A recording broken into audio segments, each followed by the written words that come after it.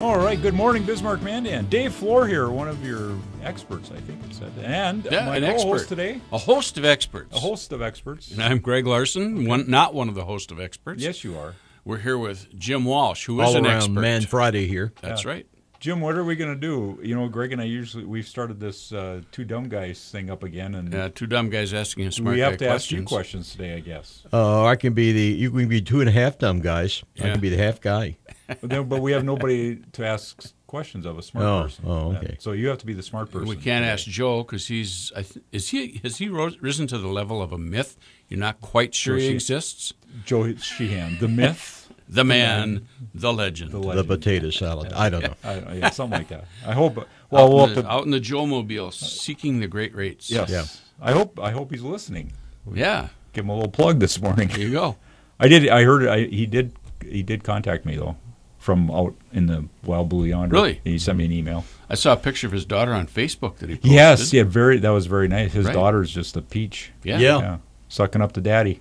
There you go. Yeah. Smart girl. Joe taught her well, apparently. Yeah.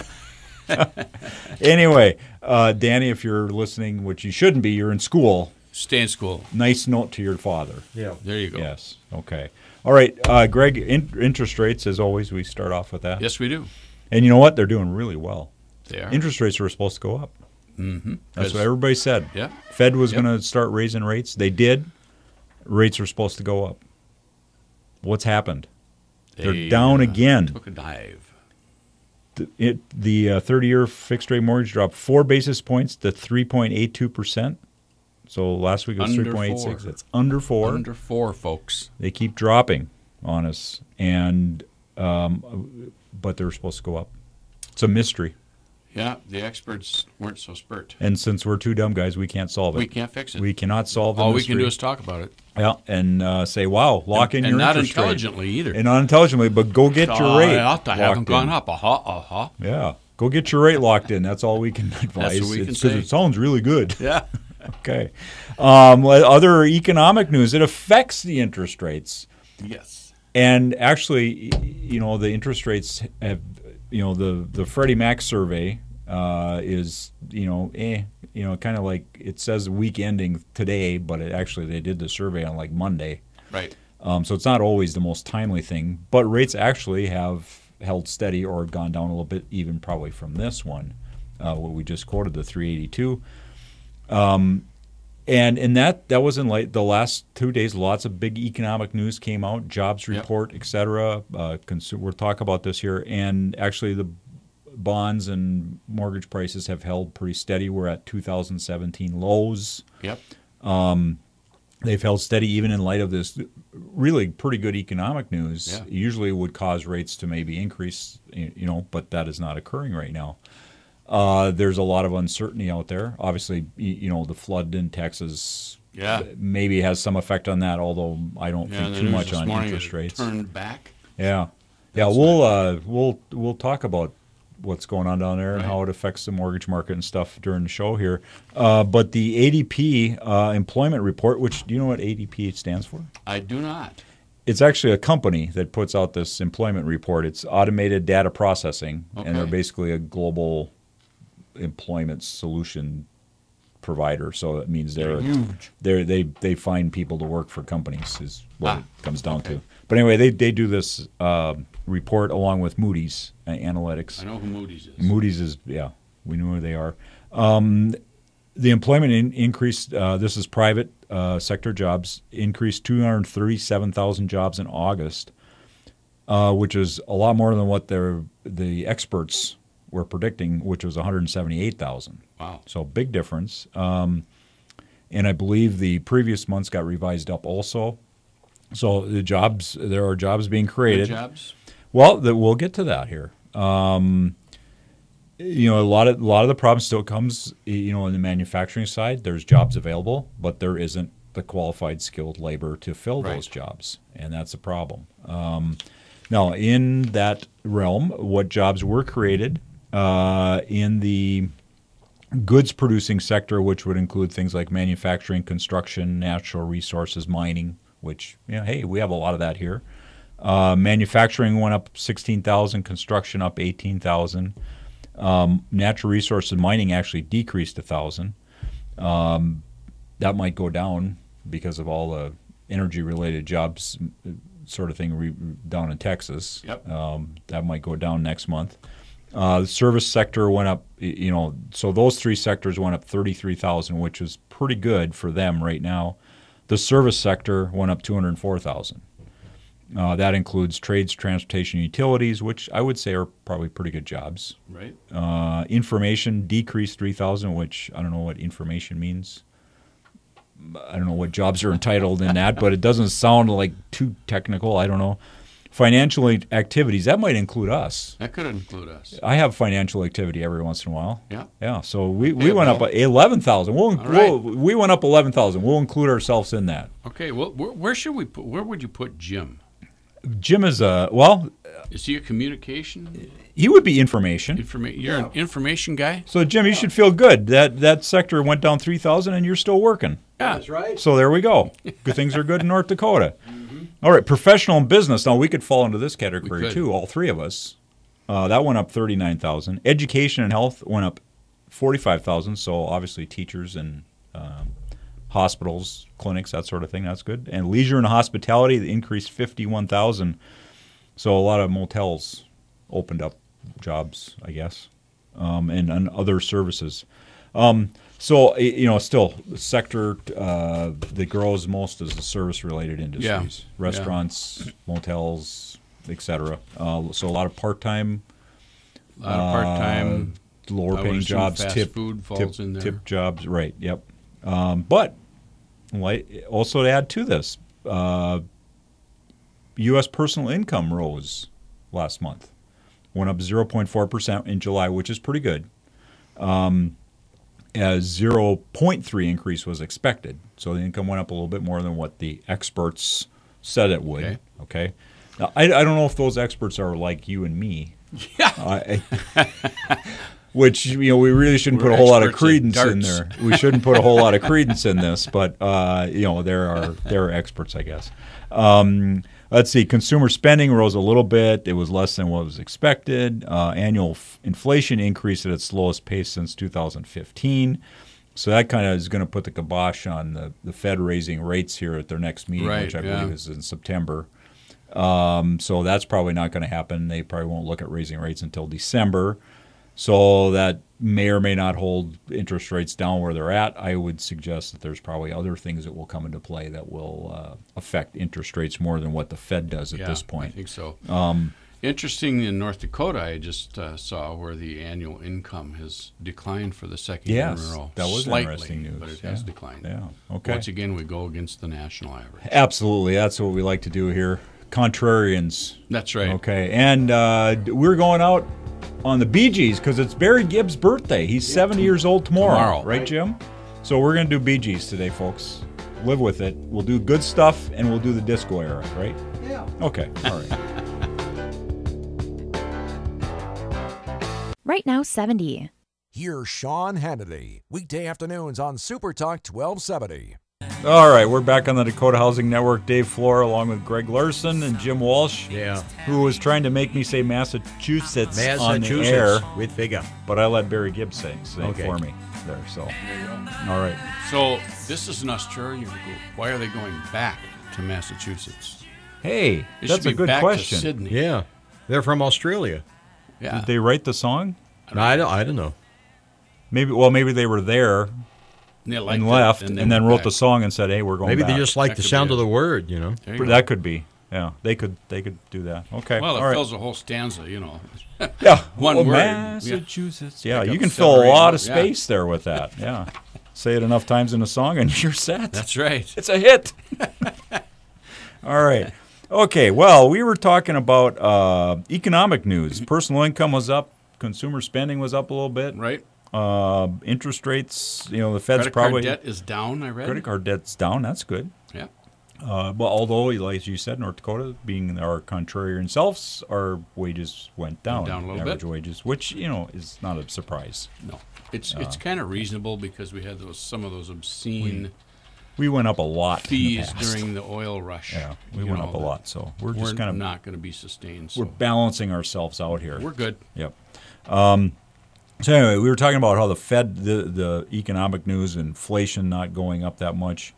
The Fed's probably not going to be raising their overnight fund rates until December, if they do even then, depending upon what happens. But no, there's one thing the Fed has said that they're going to start doing that will affect or could affect interest rates, mortgage rates, more than anything else. And that's for the last 5+ years, they've been buying mortgage-backed securities and holding them in their portfolio. And it's been a policy decision to loosen monetary policy. And they're going now to start scaling that back. When those securities come due, they are not going to buy them again. You know, they're going to rid themselves of this, you know, shrink their portfolio. So they're going to try to sell those securities. Okay. Well, what can happen there is that they start doing that. Who's going to buy it?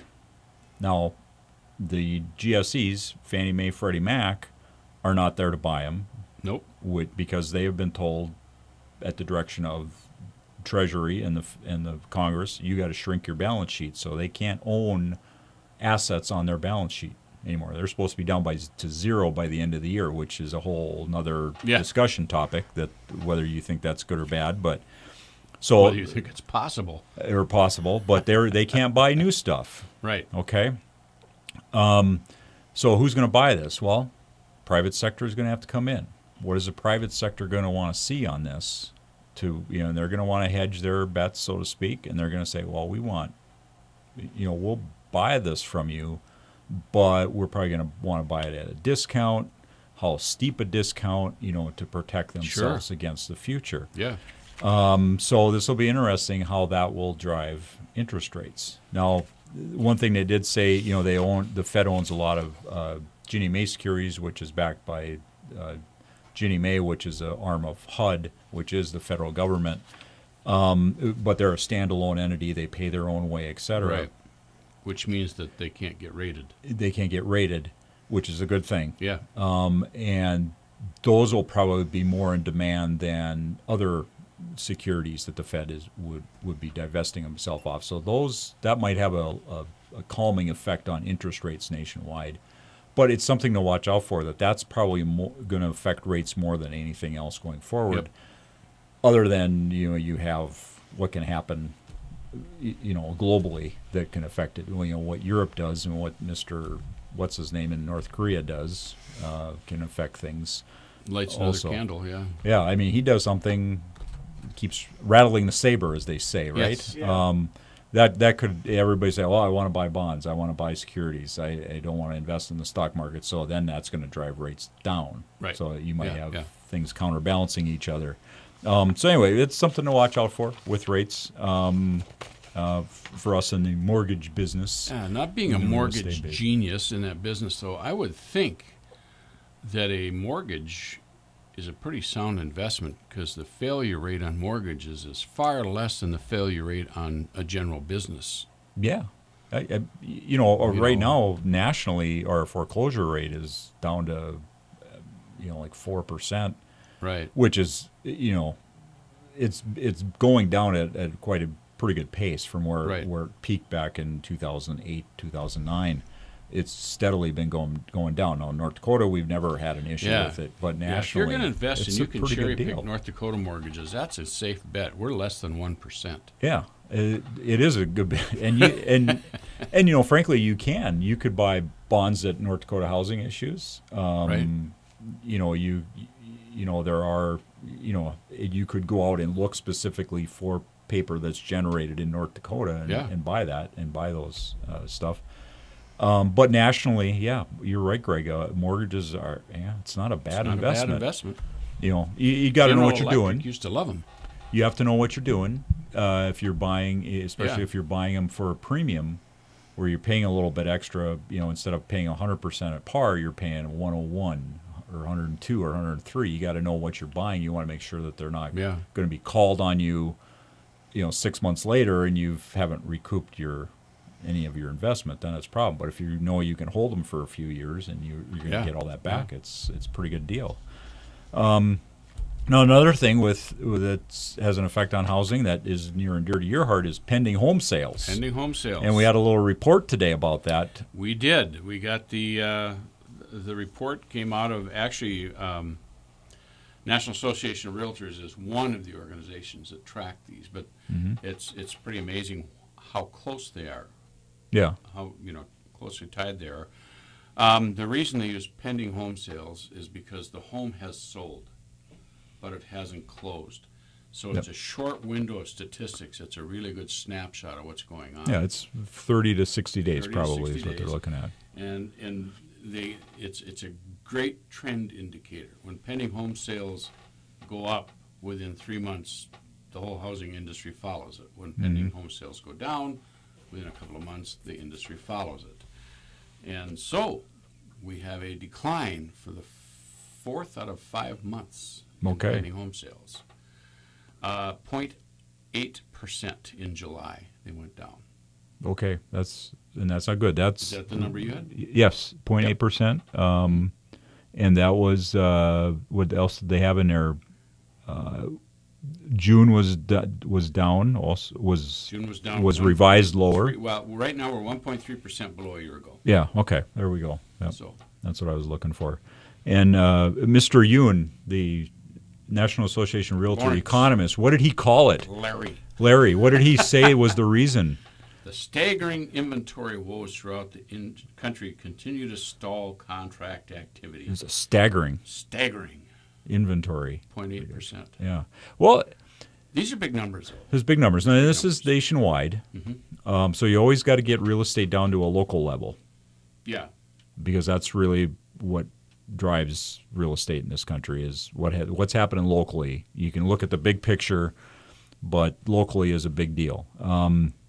And we've talked about this, what Bismarck's looking at, and really I think the whole state in general is what price ranges are affected and what are going fast and what's not and everything. It's a different picture in North Dakota than this. Yeah. Again, we're contrarian. We are contrarian.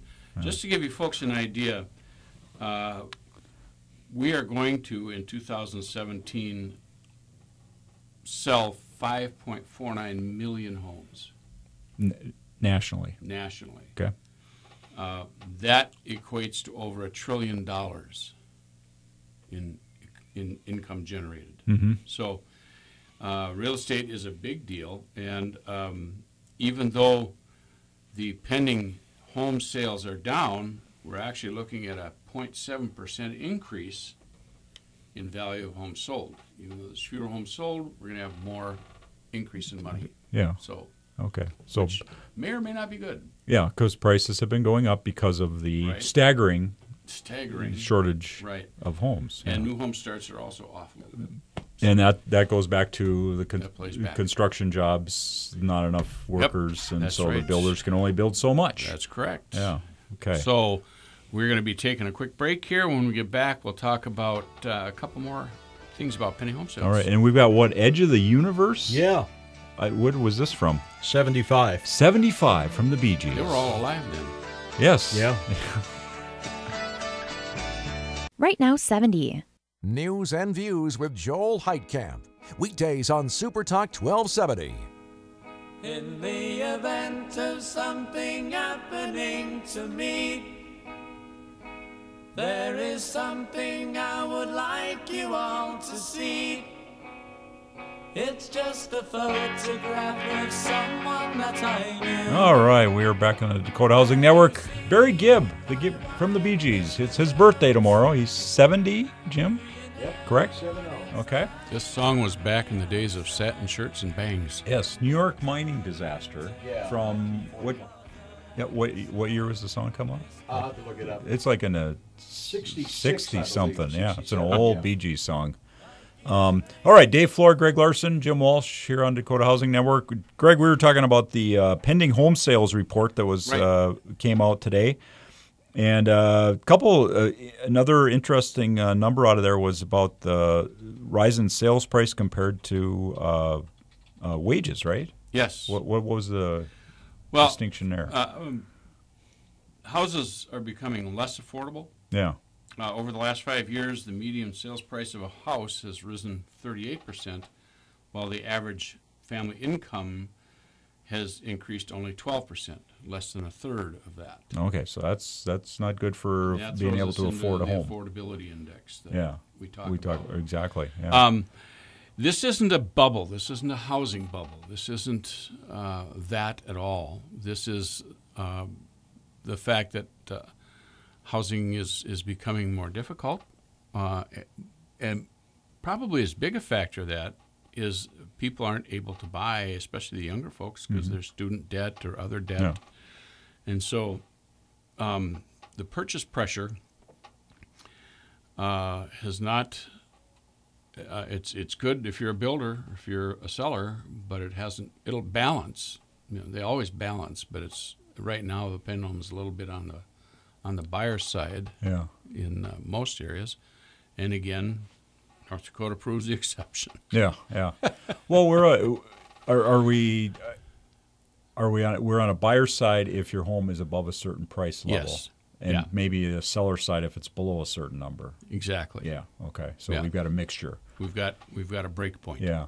And it's not a bubble. That's a good point to make, because we think the bubble was what happened in 2006, 7, right? When we were going stupid on letting we were people get loans, unsustainable loans. We were doing, and the building industry was just building homes like crazy, and prices were up, and people were getting mortgages without proving they had income and all that stuff, and that created stated income. That created a bubble of there were so many homes going up at the same time. You got all this demand, and it was just a big, huge increase. It's interesting. When I first got into real estate, it's this sort of a second career for me.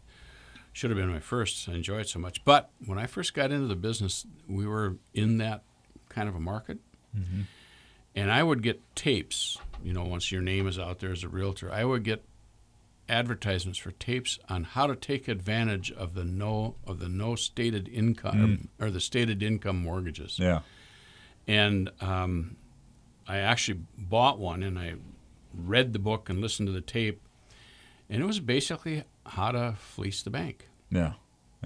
What it was. And then at the end of it, it was, all right, this won't last forever, so here's how you get out of it. The guys that did this, they knew what they were doing. Yeah. We'll get it now, and then you got to get out. Yeah. But I realized I was going to have to move to Fort Myers, Florida, in order to take advantage of that. So that was out. But and that was, a lot of second homes, a lot of vacation homes, all of that. Yeah. And that's not what's happening now. It is different. No, this is within that market cycle. Yeah. It's a bubble in that some places the home prices are going up because there isn't enough homes being built. Right. But it's also a bubble, if you want to call it that, on the rental side for the same reason. There's not enough rental housing being built, driving rent prices up in a lot of areas. Yeah, and every day someone says, how can we have this many apartments in Bismarck? Yeah. And you talk to the apartment association, and their rentals in the new stuff, they're struggling. Yeah. They're offering some incentives. But if you have a 10-year-old property, where the rents are pretty consistent, you're full. Well, the vacancy rate still isn't that bad. No, it isn't bad at all. I don't know what it is. We should probably get like Rocky Gordon or somebody on and talk about that. But so this whole pending sales thing folds right into the National Association Housing Affordability Index. Mm-hmm. This is a statistic that tells you what part of the country is housing affordable based on comparative numbers. So they take the median price of a house. They separate the country into 4 sections. Then they take the average income, they take the monthly payment, and they figure this out, and they come out with an affordability index. Mm-hmm. And it's based on 100. If your affordability index is 100, you're okay. That's like par. Yeah. If it's under 100, don't buy it. You can't. That area is not affordable. And back when we had the things falling apart in 2008, remember these affordability indexes were like 88, 96. They were below the 100. Yikes. Yeah. So now nationally, we've got the Northeast, the Midwest, the South, and the West. And the Midwest is from Texas all the way up to Canada, right in the middle of the state. That's where we fall. The average median home price is low in this area, although we are higher than this median. We are still in a good area. We aren't experiencing the increases in average prices like other parts of the states. We haven't looked at this really for the last quarter. The West, now this is the left coast. Okay. The median price is now $382,000. That's expensive. Yes. It's $160,000 more than us. Yeah. And as a result, their current affordability index there is 105.3. We're just about at that break-even point where it becomes not so affordable. In the Northeast, which is D.C. North, Okay, so New York, east of the Great Lakes. Boston. Yeah. Right. Yep, okay. That's 150, and that's down from last year at this time of 156. So that's still pretty affordable. The South, which is the Bible Belt, basically, Yep, okay. that is 144.5, down from 157. Okay. And the Midwest is 177.3. That's us. That's us. Down, however, from 192.5. Oh. So we've taken a pretty good dip. Even though we're the most affordable area, Yeah. we've taken a pretty good dip Yeah. in these statistics. Okay. And this is based on house prices to wages in those areas. House prices, compared to wages. Or in that, yeah. And the reason we've taken that big kind of dip is farm income. Oh, sure. Okay. So We understand that here. yeah. Yeah. So farm income, which comes into this, is off. And so our housing affordability averages are off. That's why the big dip. But we're still well in advance of any other part of the country in We're affordability. way better in California. Yeah, and Oregon. Yeah. Those guys. Oregon. Those people. Yep. Okay. Well, when you pay, how much did one of those old shacks from before? No, the shaky top. After the 1906 earthquake, they built all these little huts. Yeah, what for they people. call them? They called them shakers. Shakers or something. Yeah. It was like 300 square feet, and it was going for $500,000 or something. It's a historical thing, though. Yeah. You mean like bungalows? No, No, smaller than that. They're smaller. Oh, okay. Yeah. They would qualify today as a tiny house. Yeah. They're under Yeah. 600 square feet. Yeah. They're built on posts. But it was to recover from the 1906 earthquake. Yeah. Yeah, And they those, just had to put places up for people to live in. yeah, and those that are still around are, I think it's shakers, Okay, yeah. and they're That would make sense. Earthquake. they're Let's put up wanted. I mean, shakers. they're people seek them out and Yeah. spend big bucks. Interesting. Okay. Okay. Okay. Well, let's talk about our flood situation down in Texas and Oh, how man. that affects housing market. When you talk about affordability and flood insurance and costs Yeah. that this is going to be. I mean, we have a recent example in our own state here. Obviously, back in 2011 with Minot and Bismarck. Minot lost 4,000 homes. Yeah. So 4,000 homes are talking, 10 times that probably in They're talking Texas. They're talking. Last I heard is well over 40,000. So yeah, so 10 times more. 10 times more than what Minot had. Which, population-wise, that's about what that area would be. It's interesting that they're saying that a lot of the people down there, don't have flood insurance. Right. Never been flooded before. Never been flooded before. I just heard on the news today somebody was talking about their house. He woke up this morning and there's a bunch of water and it's coming up to his doorstep Right. because of the reservoir. They had to release water out of a Right. reservoir. And Well, we of know course- about that too, don't we? Yeah, I'm thinking, wow, this is like Bismarck all over Deja again vu here, all over and again, Minot. right, yeah. Where that was supposed to protect this Right. area of Houston from flooding, and now and this guy said, I thought we were okay because the rain's Yeah. done, the sun's shining, the rain's done, and now they have to release water from this reservoir, and now it's going to Yeah. flood this Yeah, area. 3 times the annual rainfall in a week. Well, I heard this Did I morning. hear I was that right? listening to our guys at the National Real Estate Post had a guy on, a mortgage banker from Houston that they were Yeah. friends with. They had him on, and he was talking about how much water this was, and he said they're up to like 14 trillion gallons of water, Yeah. and 9 trillion gallons of water was. Think of a fish tank 2 miles wide, 2 miles long, 2 miles high. that's 9 trillion gallons of water, and they're almost twice that now that they've gotten in just rainwater. So we could probably say, without being too far off, that Lake Sakakawea fell on Houston. Yeah, pretty close. Basically, Pretty yeah. close, yeah. It's a bunch of water. So, okay, we're going, taking a break, going out on the Bee Gees, jive talking. That's what we're doing here. Jive talking. Jive talking on the Dakota Housing Network. Right now, 75. The Red River Farm Network. Ag News is here on Super Talk 1270.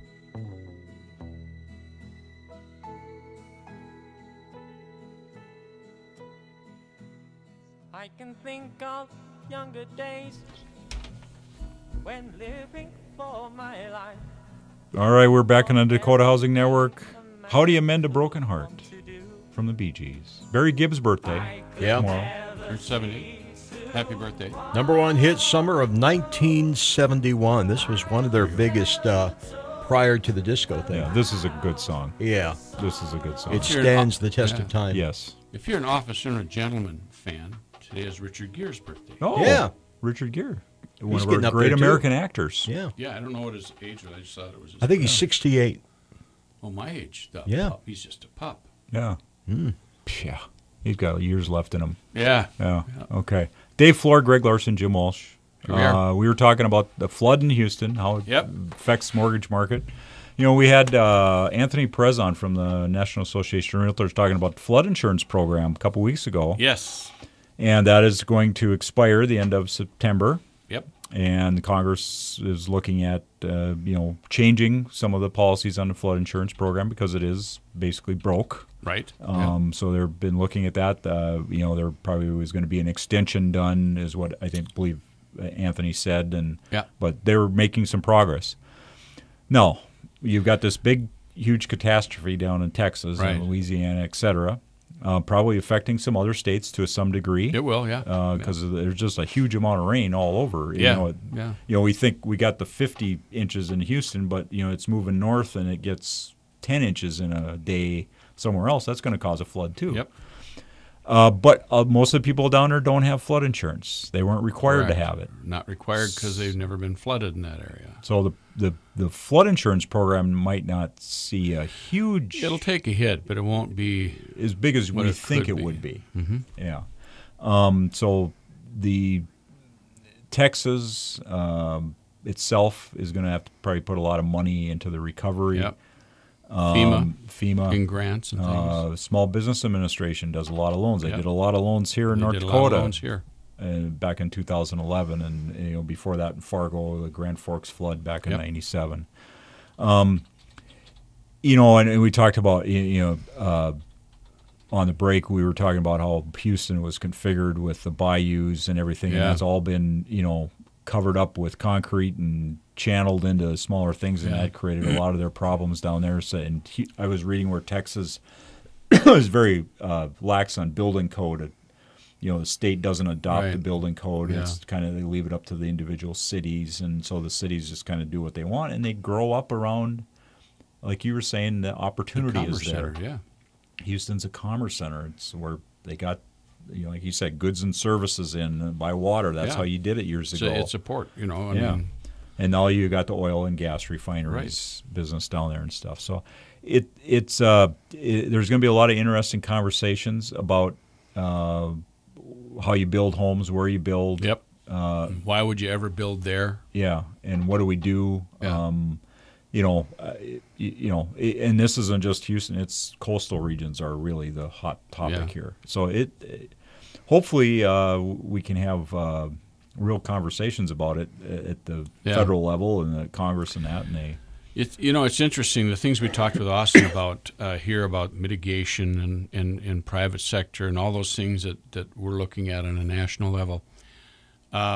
Just this week, our insurance commissioner, John Gottfried, put out a policy statement I saw on that. flood insurance that Yep. said the same thing. Yeah. So, everybody who's really deeply involved in that is really kind of on the same page. Mm-hmm. Mitigation is a huge deal. Mm-hmm. And that's what's happening in Minot. That's got, the state has put a lot of money into that.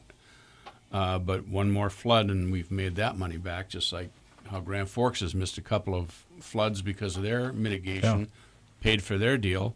Same thing is going to happen, I think, in Fargo. Hopefully. If they ever get it done, Something. some kind of protection. But we're even doing the same thing in Bismarck. We're not building to a FEMA dike because that would have been terribly cost prohibitive. But we've gone to the historic high mark and built above that. Okay. And the city is basically getting a perimeter all the way around it. So that for ice jams or for as high a flood as we've ever had historically, we should be protected. Yeah. Now, some areas aren't. Some areas opted out. But basically, the city of Bismarck and surrounding areas should be fairly safe. And, you can look at that. If the city itself is protected, the infrastructure of the city, and, some individual homeowners say, well, I'm fine. I'll deal with it myself.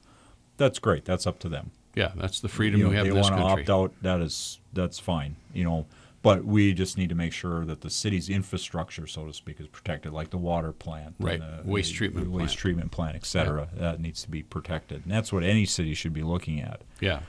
And then mitigating. The city of Bismarck has done a pretty good job. So has Mandan and most of North Dakota. In that now you have to build above the 500-year floodplain to get a building permit. You have to build up to that level, and so that's mitigating just by the elevation of the house. Right. The levee that's going in and the raised roads that are going in that are going around down south of the Missouri River Correctional Center and along Fox Island and that. That also is mitigation, and so that should help these people. It doesn't mean they won't need flood insurance, but it gives us an opportunity to not negotiate the rate. Yeah. Because that's the high mark now, not the level of your house, but the high mark is the levee.